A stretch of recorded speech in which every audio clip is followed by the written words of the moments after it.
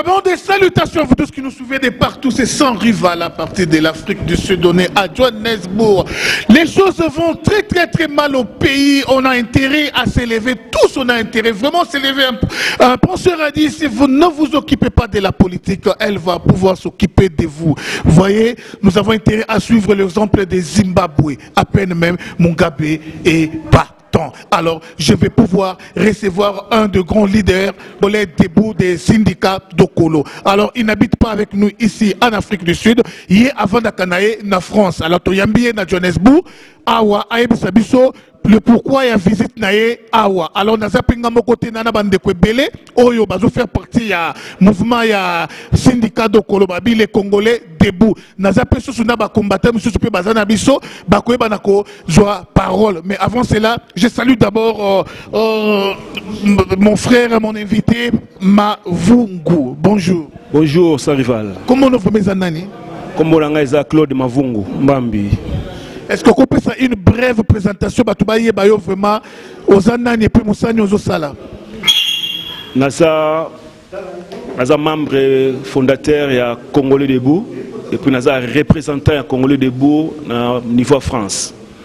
Donc Congolais debout, nous avons implanté Congolais debout partout. Ah, on a Sud-Afrique, nous avons implanté en Grèce, en Chine, Allemagne, nous avons implanté, nous avons implanté dans ce Moussala.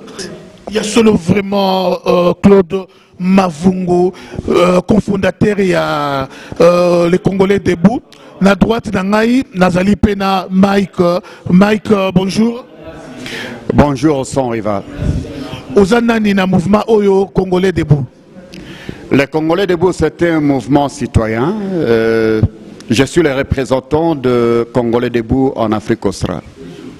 Ok, ça c'est très bien. Je crois que Nazana Bandekwa Congolais debout Bazali, on a pu belé vraiment Bandekwa Congolais debout Bazapé, Nasima, il y a caméra. Alors, Namoupanzi à droite, Tozalina, combattant Anderson Obinono Soboyebi. Bonjour, combattant. Bonjour, sans rival. Commandant Anderson, comme toujours. Mouvement Oyo, président syndicat de Kolalansaki, Alabaki, et en connotation politique T. Bateau parti politique Nyon Sobaza, le bienvenu. Bah combattant Nyon Sobaza, le bienvenu. Voilà pourquoi nous avons retrouvé Awa, Nabino, Nandeko, Mavungu. Kitoko Makasi vraiment, Tozali Pena, Ndeko Nabiso vraiment, Masaka, Oyazali vraiment un des vaillants combattants, ya Masolo vraiment, to Poussani Esika Masaka Zali, bonjour. Bonjour sans rival. Ngai Jamasaka Yala il a kisi mobali bomona nga pété mais surtout kendi na deuxième épisode pour te la victoire ya mboka na biso. Yasolo tous ensemble tous a besoin vraiment ya tous on a objectif moko o ezali mboka na biso za la libérer Congolais azala vraiment malamu eza esengo makasi. Nous tournons du côté de notre invité Claude Mavungu. Alors Claude Mavungu sangoni no memeli biso awa en Afrique du Sud. En Afrique du Sud, naika pona ko encourager combat o ezala déjà. Parce que en Afrique du Sud boza debout bobundela mboka. En tant que membre fondateur ya Congolais debout, nde na ye pona ko inviter bino oyo banan ba rejoindre Congolais debout ba rejoindre Congolais debout to telema ensemble to continuer bitumba oyo tozala na yango. Donc nous avons pour la mobilisation, donc nous avons mobilisé Afrique australe, Afrique du Sud, donc nous avons tambola pour la mobilisation. Il y a solo vraiment, avant de passer de copier presse parole, tout ça besoin de Claude Mavungu et Sabiso, Batubele peut-être première fois Bayoka Kanabango, mais les lots vraiment Congolais debout et Zanine. L'objectif il y a Congolais debout et Zanine. Objectif il y a Congolais debout, d'abord ils ont Congolais debout, toujours télémisé tous les Congolais, toujours conscientiser les Congolais pour le Makambo et les Ganamboka. Makambo et les Ganamboka na biso, ils ont bien été, ils ont massacré le peuple congolais, ils ont humilié. Alors, les Congolais ont rêvé dans les lots, ils ont lala. Alors, les Congolais debout, ils ont sonné trompette pour que les Congolais ne soient pas les Congolais tellement pour être ngonga koki, il y a mbala o esili, il y a mbala o ekoki. ya solo ngongo ekoki mbala o vraiment et sili mais ce qui bosuki kana niveau ba slogan est-ce que yé mopa yango aza na mboka vraiment ako zo conscience ya kokende Kabila vraiment zo conscience ya kokende kaka na maloba boy eza moni eza slogan pour mokili salama na lilobati tango déjà tozolanda ordre ba mot d'ordre ya yé moko syndicat dokolo cela veut dire makamususu oyo ekusalema oyo tokoloba ngo awati mais toujours au sein na congolais nyonso tout et sika yo zali telema peut ngonge koki telema yaka ko rejoindre congolais debout surtout en South Africa où est un grand pays na mon congolais debout awa ils ont bougé té ya mon na telemi pour na ko lamusa congolais debout na Afrique du Sud Johannesburg, Durban, Pretoria, Pietermaritzburg, bisika nyonso bozwami Swaziland, Lesotho, Botswana, botelema Botelema, tout élément ensemble. Il y a solo vraiment congolais debout mouvement oyo et botami kalate mais et na moto makasi boye. To yebite moto wana vraiment ezali est-ce que vous appelez na main noire si manabinote soutenu bon nango si manabino po et botami kasi kambala moko et envahir monde entier. Moni congolais debout mututu est à niveau international mututu a soutenir congolais debout. Pourquoi? Parce que les mouvement citoyen o eza ils ont une idée juste, objectif est clair. Donc tout doit soutenir. Tout ça soutien de partout. Partout soutien Ezali. Donc dans quelques mois, tout ça plus de 20 000 membres adhérés. Donc massivement, donc voilà qui donc tout ça vraiment soutien Ezali.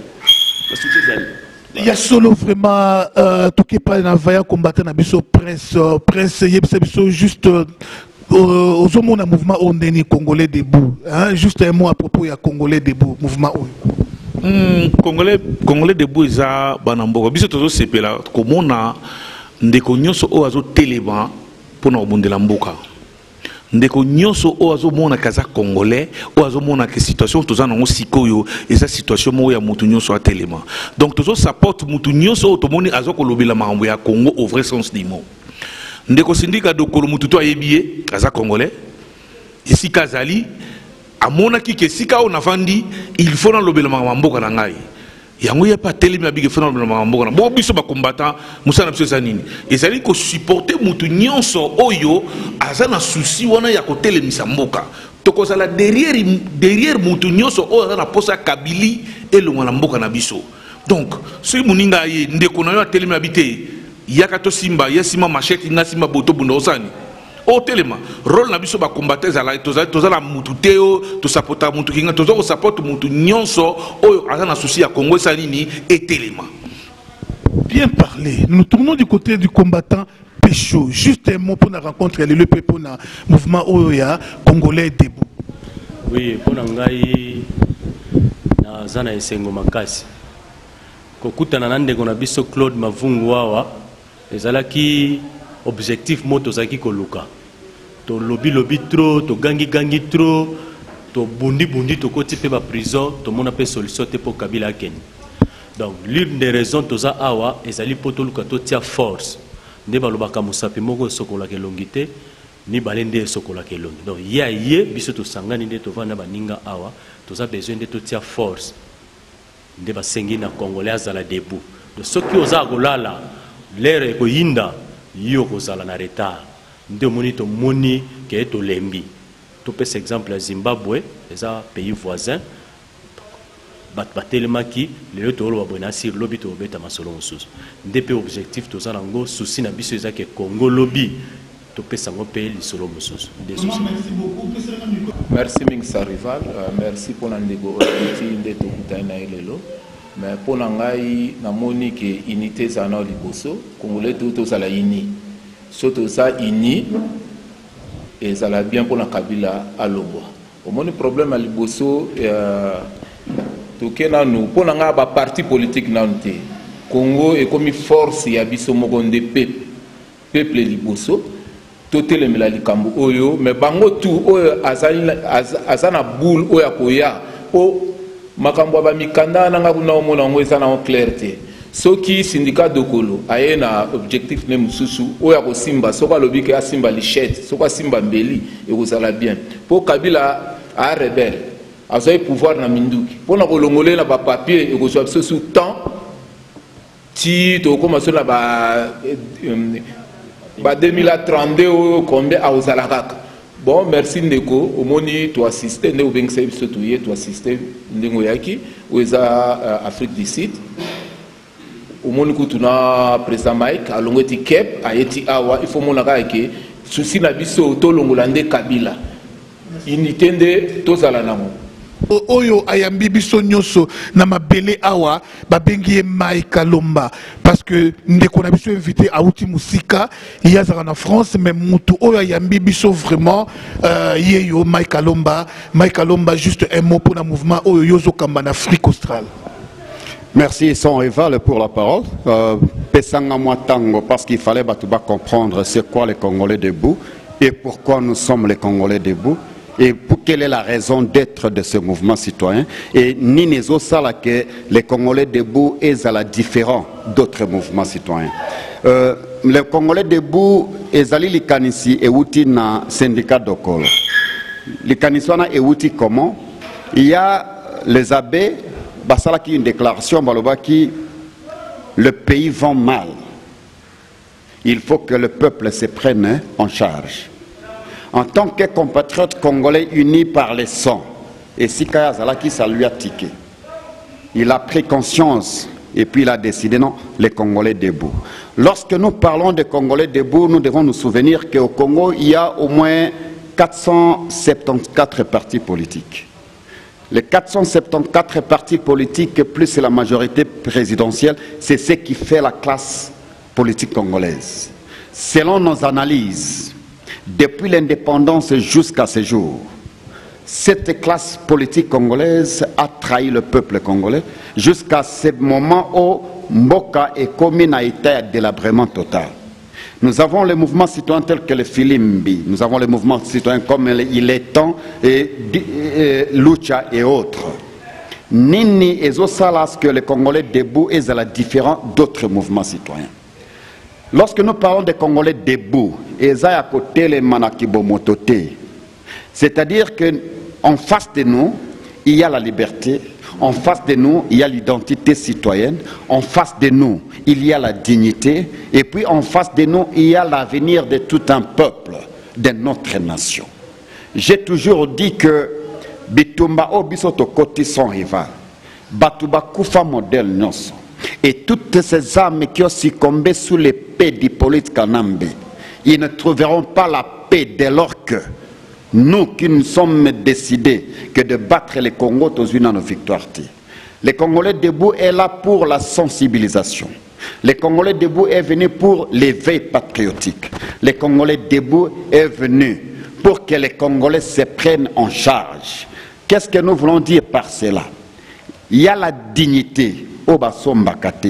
Il y a l'identité définie par rapport à une superficie géographique donnée. Et puis il y a la liberté, la liberté se gagne. Depuis l'indépendance jusqu'en ce jour, nous avons requérir toutes ces données. Yango ndeko syndicat d'Okolo. Et si Kazalaki, alors non. Les Congolais doivent être debout pour défendre notre patrie.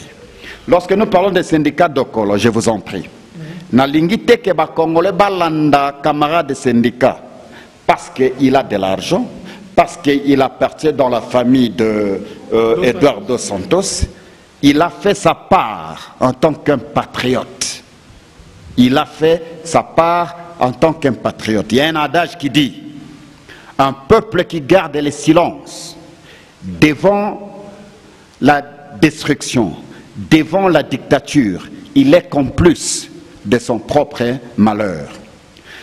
Monsieur Syndicat n'a pas voulu faire partie du malheur des Congolais. Il a mis en place ce mouvement citoyen qui est là pour éveiller la conscience des Congolais, qui est là pour sensibiliser les Congolais à se prendre en charge.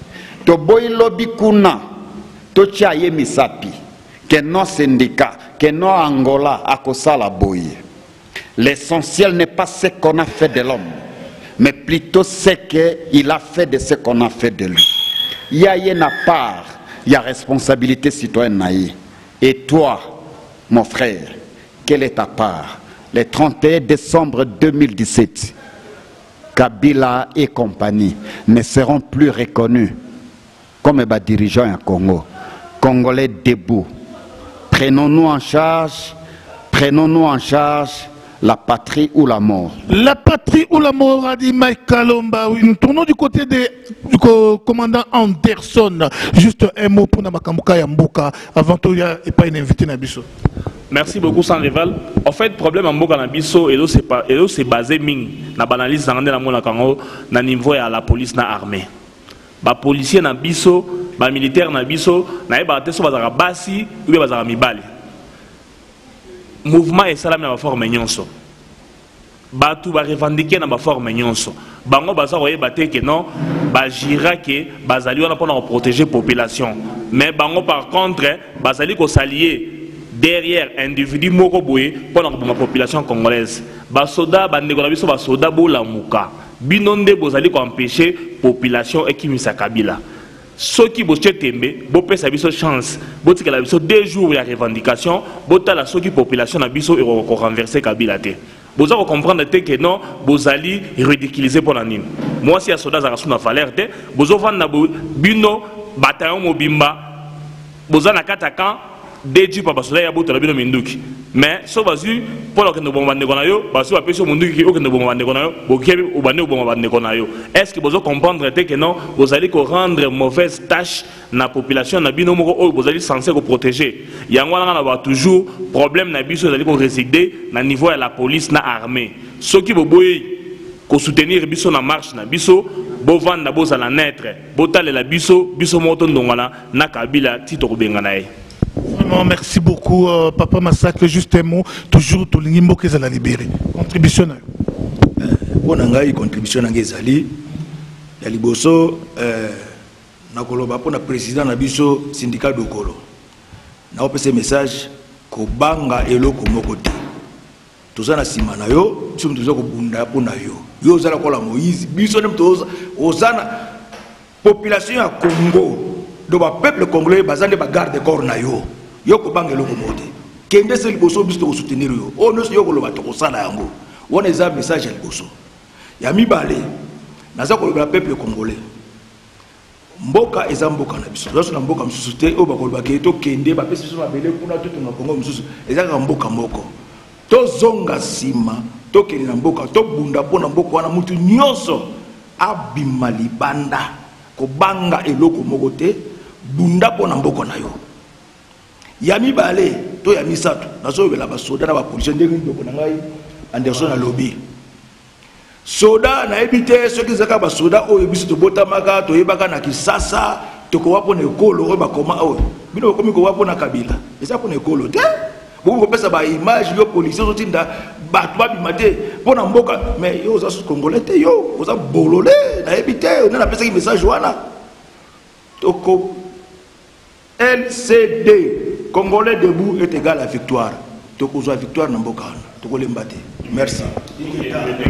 Ingeta, il y a solo vraiment tokozwa victoire na mboka wana. C'est vraiment une parole d'encouragement, Claude Mavungu. Alors Claude Mavungu bazolanda yo et pas na président syndicat de Kolo.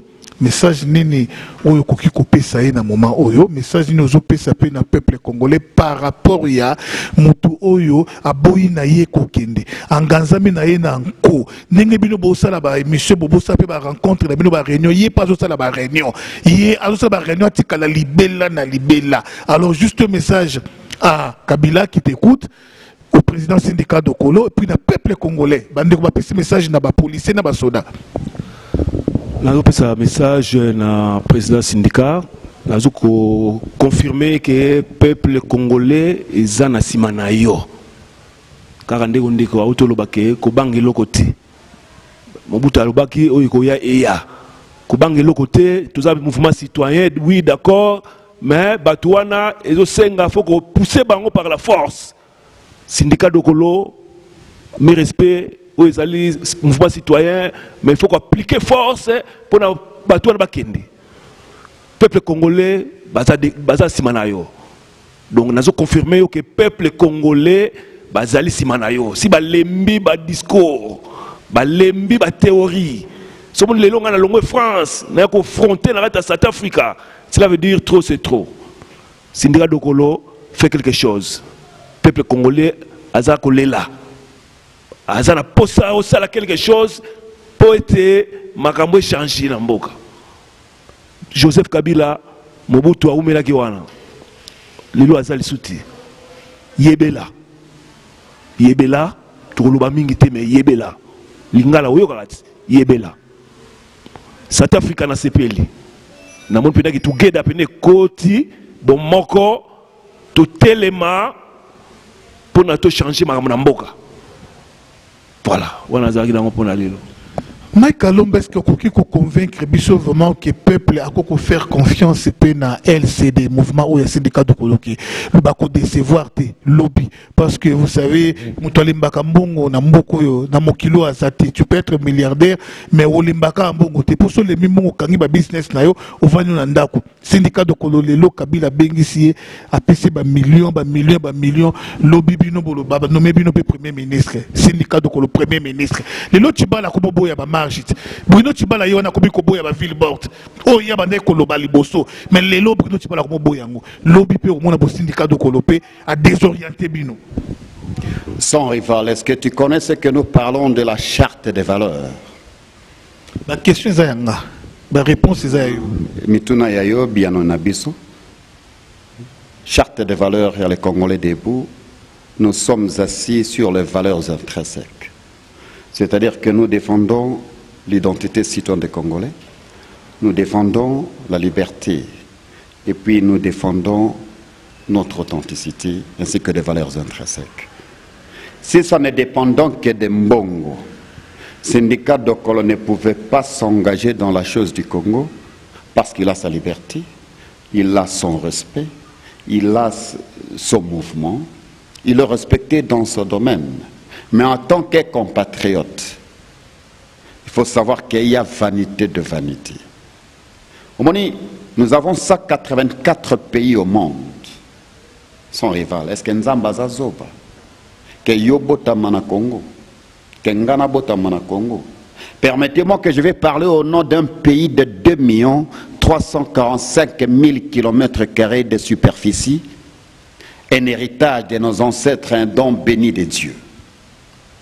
Je vais vous adresser cet après-midi, au nom de plus de 80 millions de Congolaises et Congolais, qui ont décidé, dans la terre de leurs ancêtres, de ne plus mourir d'ignorance.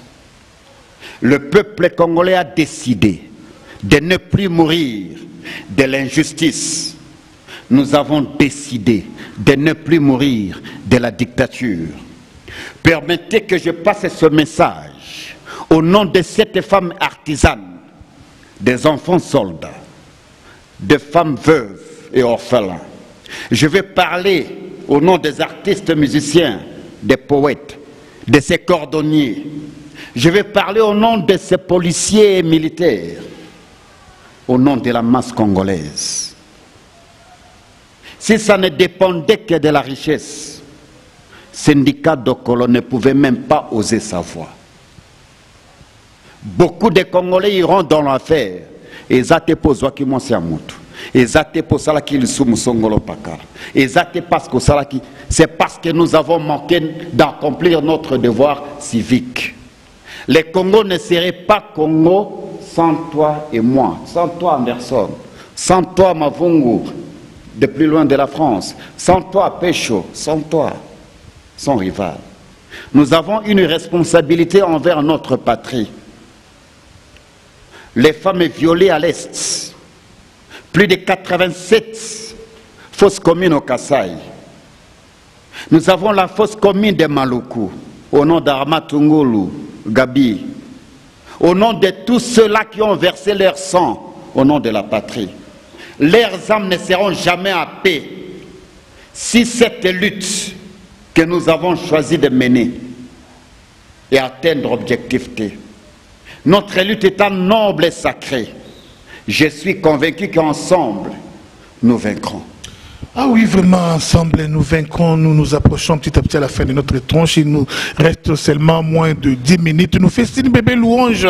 Derrière la caméra, et Yannick Malé, je crois, Bande Konangaï, juste avant, tout comme on a grand invité Nabiso, juste mot de la fin, ton résumé, message, Oyo Sengeli, Nathan Oyo, parce que peuple congolais, jusqu'à présent, on dit, on comprendre que ma soloté, peuple congolais, il y a quoi victime, il y a nyonso, il y a viol, il y a nzala, il y a chômage, il y a liwa, il y a makamunyo. Il y a solo vraiment, mais à ce comprendre ma soloté. Lelo Oyo, les 15, il fallait ma solo banda na Kinshasa, mais Kinshasa ville morte, bah tu vas voir une banda pour bâtir les bombes policiers. Donc on a vraiment, policiers à Moutoulokola yo signé, il n'y a pas de paix sans guerre. Si Wispakem, Parabellum, il faut accepter de vous battre. Sans cela, ce qu'on a tenu, on a les bandas, Botké de banda, Kuboko Vanda Kabongoti, Kabila a 40 ans à pouvoir. Bino moko génération sacrifiée ma gêne. Mais ça les a passé na passé. Bouzou souhaité bana na bino, basa la peka nengwana. Bana na bino bako continuer ka nengwana. Si vous ne vous battez pas, si vous n'acceptez pas les sacrifices, ndekonanga accepte liweza pour la mutunyoso. Mutunyoso akufa na yi. Et na zolo ba awa. Après 10 minutes, mutunyoso akufa. Après 30 minutes, mutunyoso akufa na yi. Da buto lelo mutunyoso akufa na yi. Donc batunyoso bako kufa, tout le monde est mortel.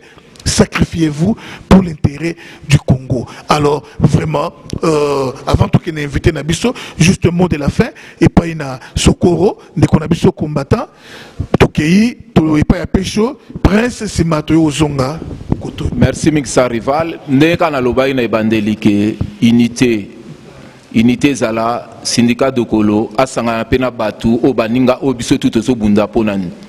Abenga ba parti civil, surtout la société civile, la parti ou l'opposition. Opposition m'a bête pour opposer sous à Kabila. Abenga opposant à solo. Syndicat Dokolo, message nangangoyo. Message nangangoyo, ne nazo pese pa na yo. Tobo sana ba makamunyo surtout to bunsande Amérique. Pour nangai ba américain nde au monde cela au monde américain au monde anete ya makila Congo américain nyo soto azoleka na au monde ke asimbika makila Congo la maboko ce Congo tozo bunda boye zo bungate eza ba américain donc il faut to banda ko attaquer na opesa message na ba combattant tout au ba na monde na kansa nde toza to senga autorisation y ambassade y Amérique. Togotamula l'ambassade d'Amérique, toza l'ambassade d'Angleterre, y a France, y Espagne. Bangonde basimi makila ya Congo. Sono mola ambassade wana, na mo net makila Congo. O moli ba peinture na bango ya peinture, na mola makila Congo. Mais toza la together. Together na batunyo surtout to bunda poto libérer mboka wana. Ingeta. Ouais, pona ngai mot de la fin ezake bitumba oyo to bundaki yango na kolobaloba trop na koganga trop message na nga nazoko lancer yango epa ya yo président na biso syndicat Dokolo. Donc mutu asimbi manduki batuna kambula na ete biso toza besoin to luka to take donc souci na nga eza to take donc to tika biki na papier po to si to lembi yango pona nga eza ke soki objectif o ndenge to landi yango na ndenge biso bairo dans l'ombre to sololaki eza bongo donc toza d'accord vous êtes les bienvenus na mile biso tozali merci pe eloko suka la linga na bakisa ezali pour le peuple congolais nyonso place azali tozala bomoko to bosa na koswana na baoyina na banzele banini mais to luka to atteindre cible na biso eza Joseph Kabila soki akei nde to luka to résoudre les problèmes na biso etant que ba congolais merci. Ya bato bayebi nga za toujours violent pour mama Kabila na violent na tika ta tenter on a biso moko eza boye tozo soutenir ndeko syndicat to biso to lobi ke tant bik seleki aux jeunes tant bik seleki tant to comme na tant action so biso to yé parce que to yebi souci yo za nango de to bito to porter pe sous ça porte na biso poto bunda bitumbo aux na diaspora biso peut dans la diaspora mais la bastion de l'opposition dans la diaspora est en Afrique du Sud et biso y yomoko pokiti sur le terrain il y a mobiliser Bissot en Afrique du Sud. Tout ça, on a besoin parce que la distance qui nous sépare entre l'Afrique du Sud et le Congo sur le plan, il y a Masolo, et ça vraiment 2,5 mm. Ce que il y a la possibilité, on a la nuance, on a sa porte dans Bissot, on soutenir jusqu'à Souta. Tu dis que bandeko na biso ba congolais o baza la Kinshasa ba iba boye. Les sommes to za ko bisa bango ke bino ba to boza ko trahir Congo. Je parle à tous les traîtres, tous ceux qui ont participé dans le gouvernement d'extermination de Kabila. Tozoya. Mais boye baki, Mobutiste ba soka chance ya kobika. Mais bino ba obo trahir. Yo oyo kotaki na gouvernement d'extermination de Kabila. Toza un message au tropé Sabino na sima kalate wa tokoye ba dani e aza vrai congolais na oza faux congolais. Mais boye baki mon Tozoya. Merci beaucoup. Merci beaucoup sans rival. Pour nous ça na beaucoup c'est na zangang na tuna na ebité ceux qui sasango bande ko na biso tikaka bana matete oyo baza mibali bana ya lemba bana njili oyo bayoka kate bazaka même teti et pas basoda ceux qui bazala kaka po congolais koyoka la soda te koyoka la police te ceux qui boko beba na ta nzela bo bebana ceux qui boko lata maputa ceux qui boko pasola ba pantalon bo bebana e banda kaka na kati ba quartier ba mona ke non bato balingi biso comme ça soda akoma peuple biso tuto zala bomoko to kende to benga na banguna ya suki wana ingeta. Voilà, merci beaucoup. Pendant ressources sans le baboy. Je parlais d'abord à nos frères policiers et militaires. Maintenant, je m'adresse à la nation, la population congolaise. Tout comme il attend Oyo, il faut banaliser tout le temps la classe de Salarayango. Tous les leaders Moroboye, tous les confiance dans l'opposition, mais les leaders à soloté. Avec tout le respect que je dois à M. Vital Kamere, Bota les quoi puis à Kenabiso, Nengenini a signé la signature rebelle à Makamouezangatina, mais. Et comme il y a un moment où il y a Souka, il y a Moutou, alors il y a une deuxième prolongation, ils ont raté dans le match. Donc comme il y a il faut prolongation, il y a Liboso, il y a Souka, et ici là, Vital Kamere a commis Kimia. Il y a Jean-Pierre Mbemba, Outi, et Sika Wapi, Ndeko Fidel, Babala, Azak Olobaki Bango, Bazali, qui respecter la Constitution. La Constitution, le pays est Kabila, il faut organiser l'élection. Or, attends, moi, il y a 10 ans, à Ebike, Kabila a la volonté d'organiser l'élection. Bango Bazak Olobaki Baza, respecter la Constitution. Alors, Congolais, ça l'analyse, comprendre que non, les leaders, eux, à Solo, Batikali Mouké. Rassemblement, à Ebike, non, le 31, il faut Tosha Moboulou. Président syndicat de Kolo, alors que le 31 et Sili na Kabila. Donc bon comprendre et si quoi puis leader ou azali na souci à population, pas na souci à mboka na ye. Bolanda landa batu musona pa mbate parce que baza ko membiso na ko bunga, baza ko l'excellent biso tango. Ce qui toti Kabila le 31 décembre, boyeba que na 2018 élections à la té, ba membiso en 2019 20 ti a otika libéra bokonzi. Mboka na mboka na biso, boy Luka, bo vivre bien en mboka na biso. Souci na biso za la raté que non, biso tozali a vivre bien tété. Biso to vivre bien, mais tout la souci na bino. Président syndicat de Kolana na mboka na ebele, mais tant que continue na solo, il y a Congolais Telema ezali pona yo vandi na Congo, aussi d'ici que là si musala ezalité papa oyo aboti bana azo sokolesa bana wana te, ba maman na biso ba komi violé, la femme congolaise ozalaki référence, il y a femme africaine, une femme de valeur, une femme respectueuse. Les lois ont commis banalisé, violé en public et pas basenzi moko boye banyanga la kata ba mobuta na ngambo Rwanda ko sakana na biso. Yango to ko senga na bino bo sala banalise. Yango ekoki bolanda message ya batu o baza que non le 31 et s'il avec Kabila. Biso na bino ilongo to luka le 31 décembre oyo to tcha Kabila libanda. Merci beaucoup. Bien parlé, commandant Anderson, bien parlé, combattant Prince, Pamassacre, bien parlé, tout le monde a bien parlé. Ah oui, vraiment, coup de chapeau, moi maintenant. Je m'adresserai à nos frères artistes, musiciens, comédiens. Bande Konangaï, vraiment, Kofi Somoni Kabila Bomaï. Kofi Somoni Kabila Bomaï pour n'intérêt Mboka. Il y a solo vraiment, bande konanga nyonso musicien Ferré, Fali, bande konanga nyonso mama mboka pe équipé bino. Makama mboka équipé bino. Alors écoutez na biso bien artiste et comédien makama mboka équipé bino. Grand invité na biso Claude Mavungu, vraiment to komi nasuka. Message nino memeli biso lelo, ba to ko retenir nini lelo na rencontre vraiment ya lelo. Pour la rencontre lelo, lelo na oloba Congolais bisika nyonso yo zwami telema pona bomoto na yo pe bomoto ya bana na biso tubangi mingi budo tolongola kobanga telema to appliquer article 64 eza codé oko appliquer ngo na ndenge kaka oyo mutuna yo esengi oyo appliquer lango. Il suffit tolongola équipe wana na pouvoir parce que bazo gérer mboka mabe bazo massacrer. Article 64 to appliquer yango to telema bisika to zwami congolais telema pona bomoto na yo. Merci. Bravo, vraiment, bravo, Congolais Téléma pour la Bomotonayo, Congolais Téléma pour la Bomotonayo, oui, ça fait du bien. Et surtout, vraiment, au nom, il y a des cognos sur l'Afrique du Sud, vraiment, nous disons merci, Nande Konabiso Claude Mavungu et welcome na Mabele, Oyo, il y a Mandela, et surtout qu'il a payé son billet, Kolonga Musika, na ba frais, na Yemoko, pour l'intérêt à Mboka, et ça vraiment malamu mingi, de Konangai, et Kousala, ma bien yopé, aux exemple à Boye. Dans un ministère Mbongo, on a 5 000 euros, 10 000 euros. Pour nous la tournée, pour nous la moussa vraiment, bah Congolais, ce sont des actes vraiment à encourager.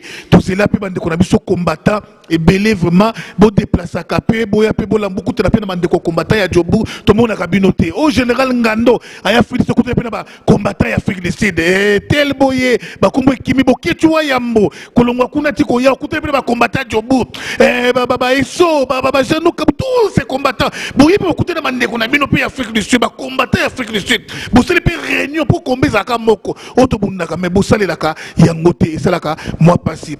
Ah, vraiment, mot de la fin et pas inayo pour lilo.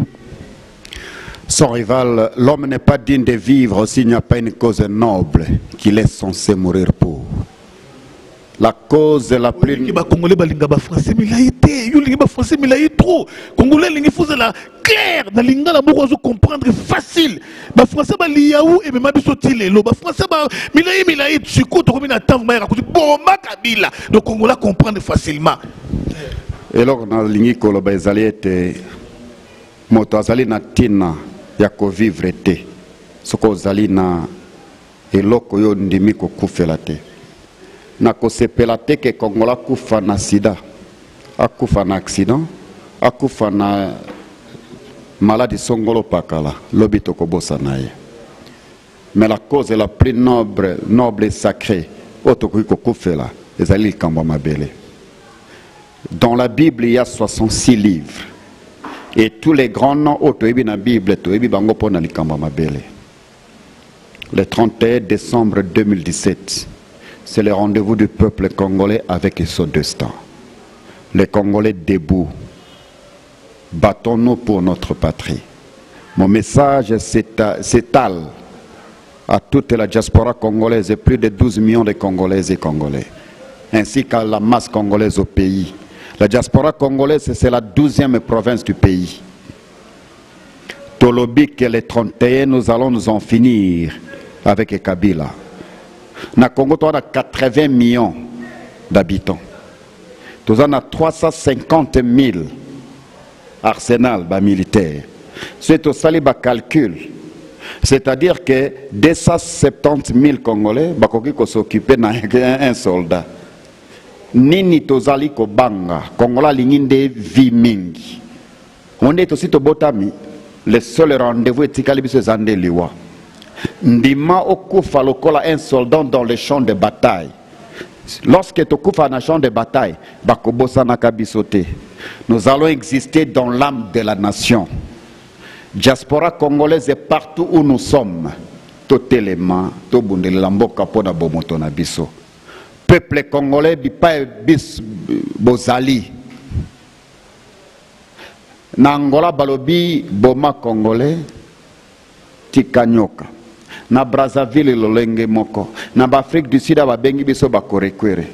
À chaque fois que bazali ko discriminer biso, ça nous donne le courage que de se battre pour notre dignité, pour notre identité et pour notre souveraineté.